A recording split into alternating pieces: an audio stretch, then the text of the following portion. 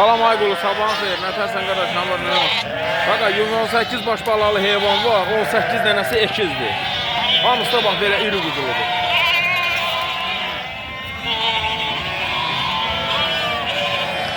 Buna bax, maşallah. Biri böyle baldır. Qoyundakı qoyun da. Kimə nə qədər lazım olsa, buyurub əlaqə saxlaya bilərsən, qardaş. Bir gün də Mart ayının 10'u.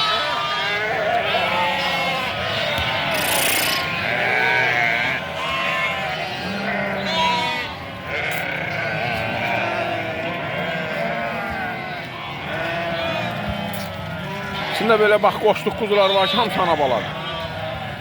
Görürsə. Kimə nə qədər lazım olsa buyurub əlaqə saxlaya bilərsən, nə qədər.